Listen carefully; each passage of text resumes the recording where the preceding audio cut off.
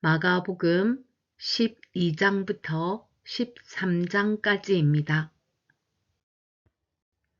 마가복음 12장. 예수께서 그들에게 비유로 말씀하기 시작하셨다.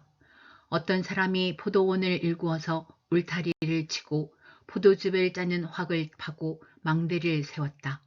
그리고 그것을 농부들에게 새로 주고 멀리 떠났다.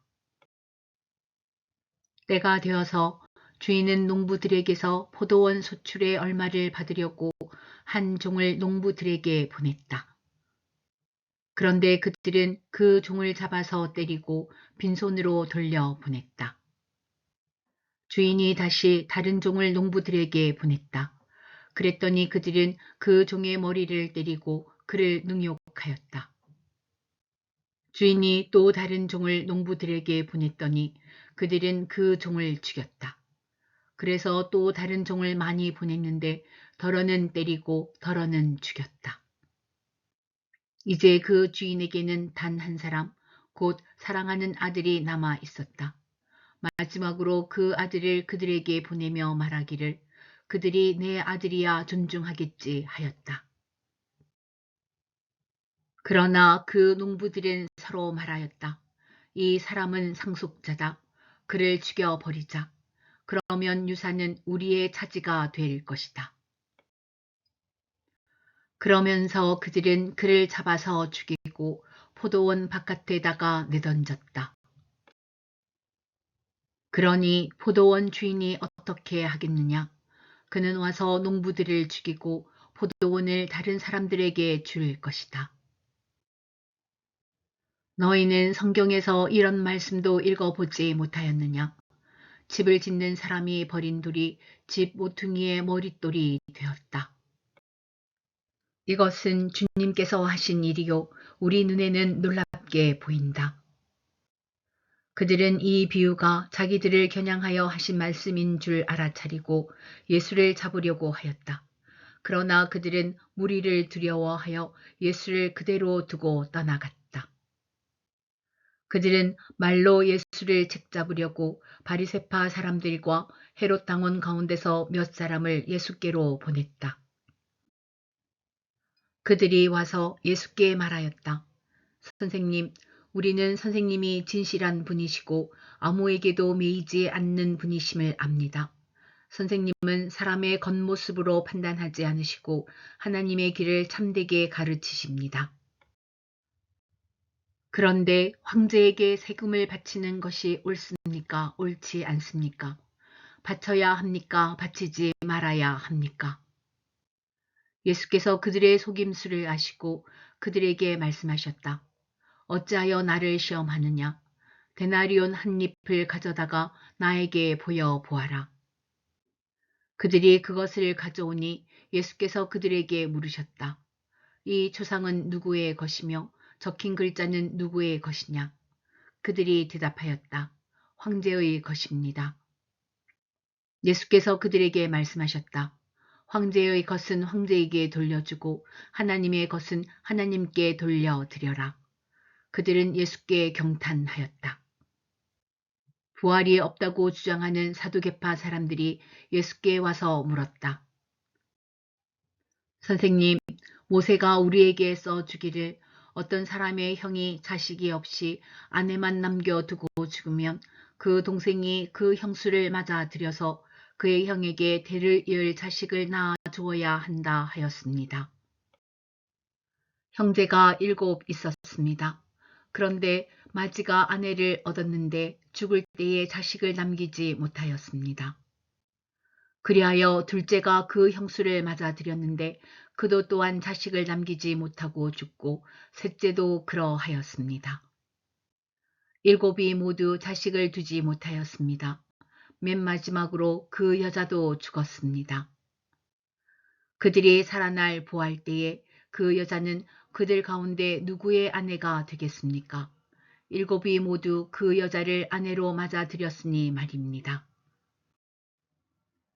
예수께서 그들에게 말씀하셨다. 너희는 성경도 모르고 하나님의 능력도 모르니까 잘못 생각하는 것이 아니냐.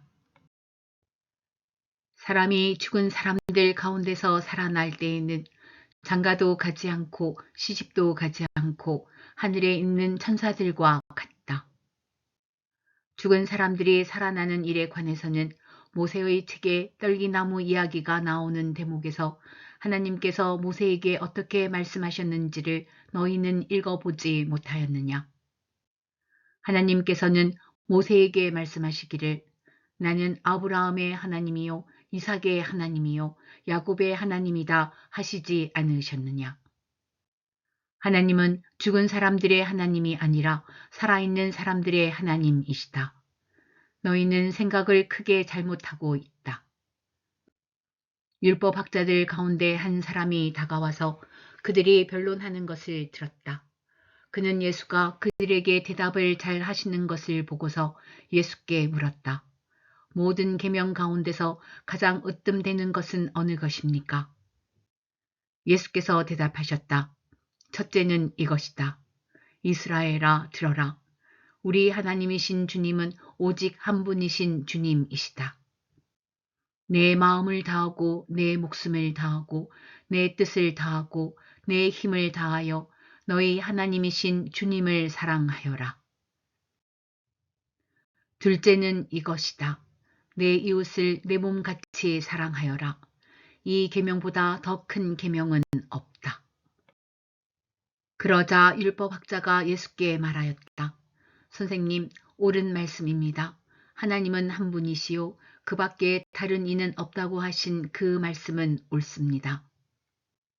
또 마음을 다하고 지혜를 다하고 힘을 다하여 하나님을 사랑하는 것과 이웃을 자기 몸같이 사랑하는 것이 모든 번제와 희생제보다 더 낫습니다. 예수께서는 그가 슬기롭게 대답하는 것을 보시고 그에게 말씀하셨다. 너는 하나님의 나라에서 멀리 있지 않다. 그 뒤에는 감히 예수께 더 묻는 사람이 없었다. 예수께서 성전에서 가르치실 때에 이렇게 말씀하셨다. 어찌하여 율법학자들은 그리스도가 다윗의 자손이라고 하느냐. 다윗이 성령의 감동을 받아서 친히 이렇게 말하였다. 주님께서 내 주께 말씀하셨다. 내가 내 원수를 내 발 아래 굴복시킬 때까지 너는 내 오른쪽에 앉아 있어라. 다윗 스스로가 그를 주라고 불렀는데 어떻게 그가 다윗의 자손이 되겠느냐. 많은 무리가 예수의 말씀을 기쁘게 들었다. 예수께서 가르치시면서 이렇게 말씀하셨다. 율법학자들을 조심하여라. 그들은 예복을 입고 다니기를 좋아하고 장터에서 인사받기를 좋아하고 회당에서는 높은 자리에 앉아 있기를 좋아하고 잔치에서는 윗자리에 앉기를 좋아한다. 그들은 과부들의 가산을 삼키고 남에게 보이려고 길게 기도한다. 이런 사람들이야말로 더 엄한 심판을 받을 것이다. 예수께서 헌금함 맞은 쪽에 앉아서 무리가 어떻게 헌금함에 돈을 넣는가를 보고 계셨다. 많이 넣는 부자가 여럿 있었다. 그런데 가난한 과부 한 사람은 와서 렙돈 2닙 곧 한 고드란트를 넣었다. 예수께서 제자들을 곁에 불러놓고서 그들에게 말씀하셨다. 내가 진정으로 너희에게 말한다. 헌금함에 돈을 넣은 사람들 가운데 이 가난한 과부가 어느 누구보다도 더 많이 넣었다. 모두 다 넉넉한 데서 얼마씩을 떼어 넣었지만 이 과부는 가난한 가운데서 가진 것 모두 곧 자기 생활비 전부를 털어 넣었다. 마가복음 13장. 예수께서 성전을 떠나가실 때에 제자들 가운데서 한 사람이 예수께 말하였다. 선생님, 보십시오. 얼마나 굉장한 돌입니까? 얼마나 굉장한 건물들입니까? 예수께서 그에게 말씀하셨다. 너는 이 큰 건물들을 보고 있느냐? 여기에 돌 하나도 돌 위에 남지 않고 다 무너질 것이다. 예수께서 올리브 산에서 성전을 마주보고 앉아 계실 때에 베드로와 야고보와 요한과 안드레가 따로 예수께 물었다. 우리에게 말씀해 주십시오. 이런 일이 언제 일어나겠습니까? 또 이런 일들이 이루어지려고 할 때에는 무슨 징조가 있겠습니까? 예수께서 그들에게 말씀하셨다. 누구에게도 속지 않도록 조심하여라. 많은 사람이 내 이름으로 와서는 내가 그리스도다 하면서 많은 사람을 속일 것이다. 또 너희는 여기저기에서 전쟁이 일어난 소식과 전쟁이 일어날 것이라는 소문을 듣게 되어도 놀라지 말아라. 이런 일이 반드시 일어나야 한다. 그러나 아직 끝은 아니다.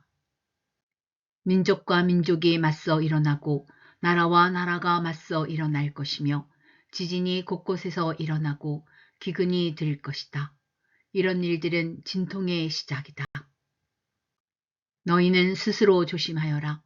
사람들이 너희를 법정에 넘겨줄 것이며 너희가 회당에서 매를 맞을 것이다. 또 너희는 나 때문에 총독들과 임금들 앞에 서게 되고 그들에게 증언할 것이다. 먼저 복음이 모든 민족에게 전파되어야 한다. 사람들이 너희를 끌고 가서 넘겨줄 때에 너희는 무슨 말을 할까 하고 미리 걱정하지 말아라. 무엇이든지 그 시각에 말할 것을 너희에게 지시하여 주시는 대로 말하여라. 말하는 이는 너희가 아니라 성령이시다. 형제가 형제를 죽음에 넘겨주고 아버지가 자식을 또한 그렇게 하고 자식이 부모를 거슬러 일어나서 부모를 죽일 것이다. 너희는 내 이름 때문에 모든 사람에게서 미움을 받을 것이다. 그러나 끝까지 견디는 사람은 구원을 받을 것이다. 황폐하게 하는 가증스러운 물건이 서지 못할 곳에 선 것을 보거든 읽는 사람은 깨달아라. 그때에는 유대에 있는 사람들은 산으로 도망하여라. 지붕 위에 있는 사람은 내려오지도 말고 제 집 안에서 무엇을 꺼내려고 들어가지도 말아라. 들에 있는 사람은 제 겉옷을 가지러 뒤로 돌아서지 말아라. 그날에는 아이 뵌 여자들과 젖먹이가 딸린 여자들은 불행하다. 이 일이 겨울에 일어나지 않도록 기도하여라. 그날에 환란이 닥칠 것인데 그런 환란은 하나님께서 세상을 창조하신 이래로 지금까지 없었고 앞으로도 없을 것이다. 주님께서 그 날들을 줄여주지 않으셨다면 구원받을 사람이 하나도 없을 것이다. 그러나 주님께서는 주님이 뽑으신 선택받은 사람들을 위하여 그 날들을 줄여주셨다. 그때에 누가 너희에게 보아라 그리스도가 여기에 있다.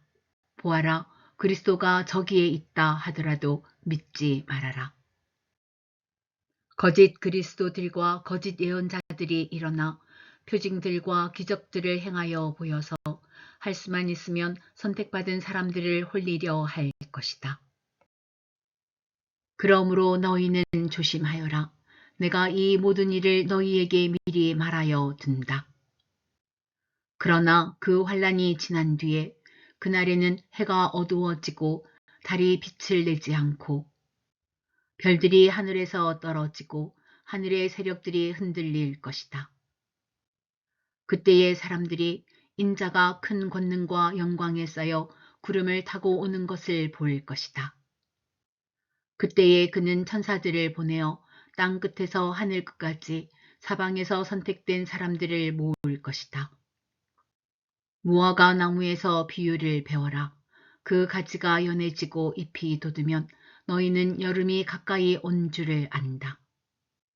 이와 같이 너희도 이런 일들이 일어나는 것을 보거든 인자가 문 앞에 가까이 온 줄을 알아라.